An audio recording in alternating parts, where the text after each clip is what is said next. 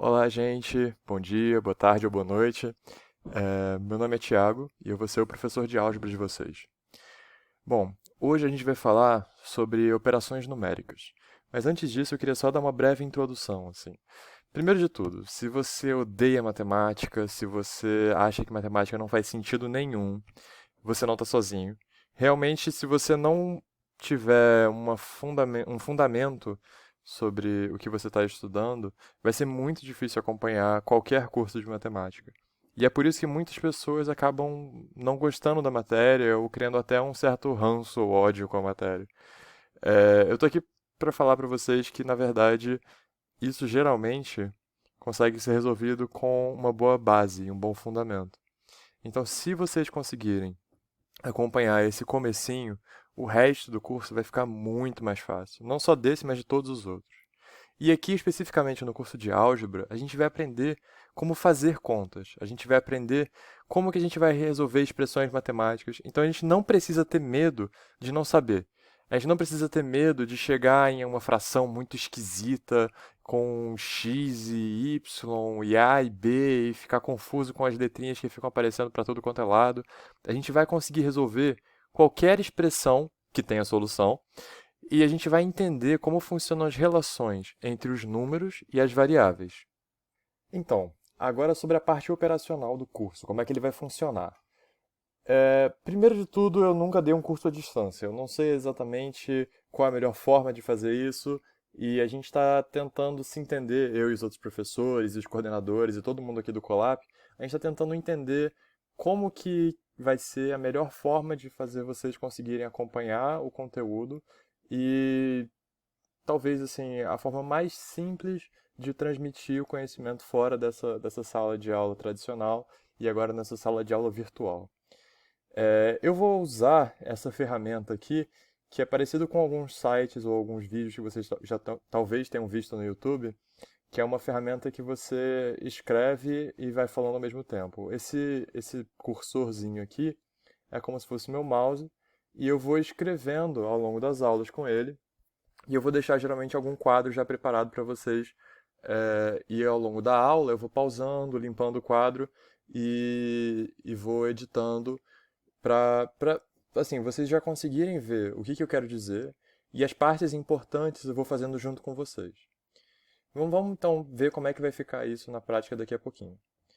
Então vamos direto para a introdução. Bom, então, gente, a parte mais importante nesse comecinho agora é a gente saber resolver contas, obviamente sem usar a calculadora. Então a gente vai tentar ver e revisar as operações mais básicas possíveis, mas a gente vai ver também que existem algumas coisinhas que às vezes ficam confusas para a gente, e a gente vai tentar ver todos os detalhes dessas operações básicas. A gente sabe que as operações básicas são adição, subtração, multiplicação e divisão. Então a gente vai entender como funcionam essas operações no contexto dos números inteiros.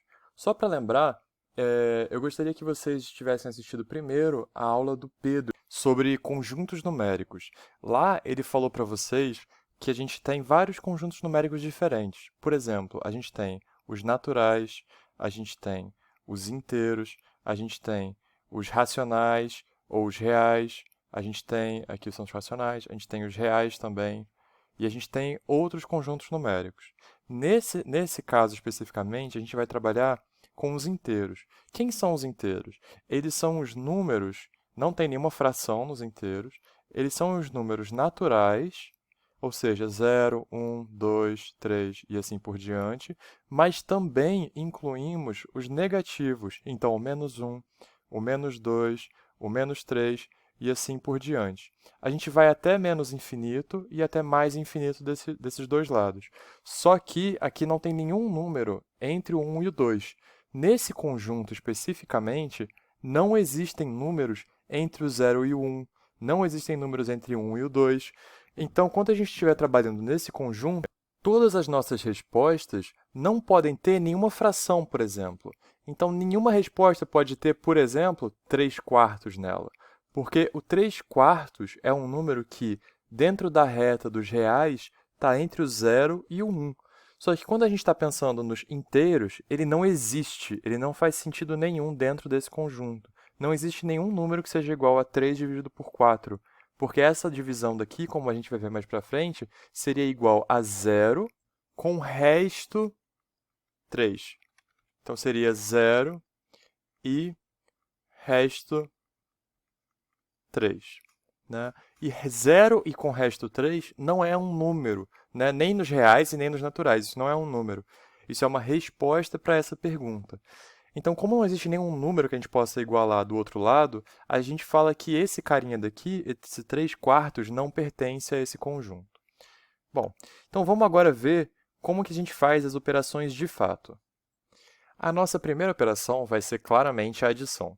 Quando a gente está falando dos números inteiros, a gente tem que lembrar que a adição também inclui a soma de dois números que podem ser negativos ou positivos. Então, por exemplo, se eu tivesse aqui um caso em que eu tenho 7 mais menos 21. Isso daqui, como é que a gente interpreta essa operação? Toda vez que eu estiver somando um número negativo, eu posso interpretar isso como uma subtração.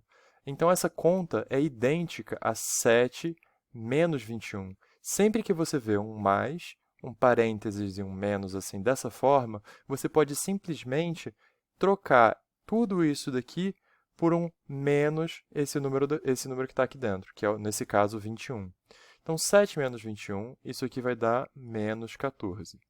Agora, uma propriedade importante da adição, que a gente tem que lembrar sempre, é que a ordem dos números que estão sendo somados não vai alterar o resultado.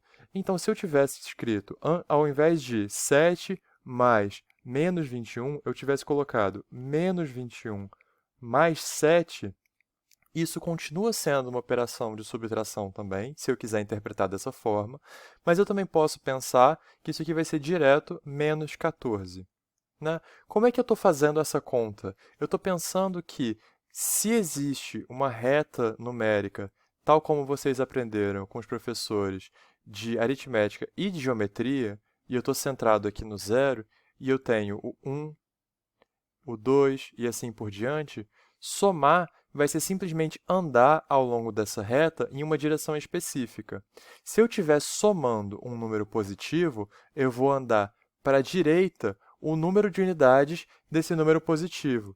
Agora, se eu estiver somando um número negativo, isso quer dizer que eu vou andar nessa reta um número de unidades igual a esse número negativo. Nesse exemplo que eu dei, a gente começaria no 7 e a gente andaria 21 unidades para trás. Então, a gente andaria lá para o menos 14, que é o resultado dessa operação. Só que, se eu começar no menos 21, que seria esse caso daqui, e andar 7 unidades para frente, isso também vai dar o menos 14. Então, se eu estou lá no menos 21 e eu ando para frente e chego no menos 14 andando 7 unidades, essas duas caminhadas, por mais que elas tenham tamanhos diferentes, elas vão dar o mesmo resultado, porque você também começa em lugares diferentes. Basicamente, o mais importante que eu estou falando para vocês é o seguinte: quando você soma um número negativo, você pode interpretar isso como uma subtração de dois números positivos. Então, você pode pensar que eu estou fazendo 7, que é um número positivo, menos 21, que é um número positivo também. A diferença desses dois lados aqui dessa igualdade é que desse lado aqui eu tenho 7 mais um número negativo, e desse lado daqui eu tenho 7 menos um número positivo. O resultado final foi negativo porque, comparando esses dois números, a gente vê que esse lado daqui, que é o 21, é maior do que o 7, maior em módulo. O que isso quer dizer? Módulo é simplesmente a distância que esse número está do zero. Então, se a gente pensar no 7, por exemplo, ele está a 7 unidades do zero. Isso quer dizer que ele tem tamanho 7. Se eu pensar no 21, ele tem tamanho 21. Esses dois são bem óbvios. Só que quando a gente vai para os negativos, isso muda um pouquinho. Olha só, se eu estou no menos 2, eu não estou a menos 2 unidades do zero. Eu estou a 2 unidades de distância do zero. Então, para caminhar do menos 2 até o zero, eu preciso dar 2 passos. Então, o módulo do menos 2 é 2. Essa ideia de módulo é só para a gente poder comparar números, sem se preocupar com ele ser positivo ou negativo. Porque o que eu estou falando para vocês é, o módulo de um número negativo vai ser o próprio número, só que sem o sinal.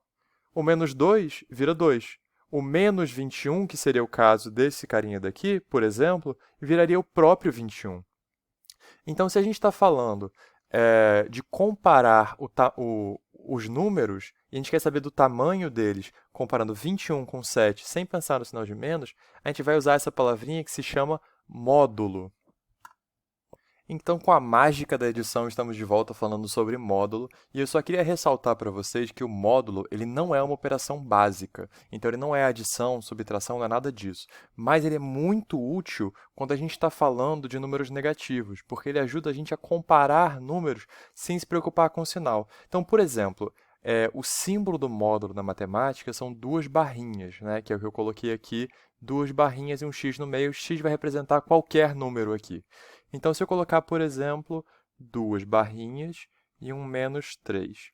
Isso daqui vai ser igual ao módulo de menos 3. E lembra, eu estava falando que o módulo é a distância desse número na nossa reta dos números naturais. Então, eu tenho aqui o menos 3 a 3 unidades de distância do número 0. Né? Então, se o módulo vai me dizer que eu preciso dar quantos passos para chegar no 0, e nesse caso são 3, o módulo desse número é 3. Essa é a explicação formal. Na prática, você só precisa saber que o módulo de um número é o próprio número, só que sem o sinal de menos. Então, se eu tiver, por exemplo, um módulo de 3, isso vai ser simplesmente 3. Porque se você tiver no número 3 aqui na reta, você precisa dar 3 passos, mesmo que sejam para trás, são 3 passos. Então, você dá 3 passos para chegar no 0. Então, o módulo do 3 também é 3. Então, o módulo de menos 3 é igual ao módulo do 3 também, porque eles têm o mesmo tamanho desse ponto de vista de distância até o 0. Então, agora que a gente entendeu como é que funciona o módulo, se eu colocar um módulo de qualquer número negativo, isso vai ser simplesmente igual ao módulo desse número sem o sinal de menos. E com isso, a gente consegue seguir para a subtração. Então, com a mágica da edição, eu vou chegar nesse novo quadro. Tcharam! Esse quadro maravilhoso, em que eu tenho 7 menos 3, 3 menos 7, 7 menos 3, menos 7 menos 3. Vocês viram que eu sou muito criativo e só consigo pensar em dois números para fazer cada exemplo, né? Mas, na verdade, o que eu quero é mostrar para vocês essas relações quando os números trocam de sinal, trocam de lugar ou... Bom, são só essas duas possibilidades mesmo. Só que, como você pode ver, a gente consegue pensar em 5 exemplos diferentes usando a subtração. E isso usando os mesmos dois números, né? Então, agora, sem complicar muito as coisas, a gente sabe que 7 menos 3 é simplesmente 4. Do ponto de vista da reta numérica, eu estou começando no 7 e voltando 3 unidades. Agora, quando eu tenho 3 menos 7, talvez você fique um pouco assustado, porque, meu Deus do céu, não dá para tirar 7 unidades se eu só tenho 3. Mas dá se a gente pensar naquela ideia, de novo, da reta numérica. Outro exemplo que as pessoas gostam muito de falar é o exemplo das dívidas, né? O famoso, pô, eu tenho 3 reais, eu quero comprar um salgado e um refrigerante, mas na minha escola é muito caro e custa 7 reais o salgado e refrigerante. Então, eu preciso de 4 reais ainda para poder fazer essa compra. Só que como eu não tenho esses 4 reais comigo, eu vou ficar triste, não vou comer o salgado e o refrigerante. Ou eu posso pegar 4 reais emprestado com alguém. E aí, no final dessa brincadeira, eu vou estar de barriga cheia, mas devendo 4 reais para o meu amigo ou para minha amiga.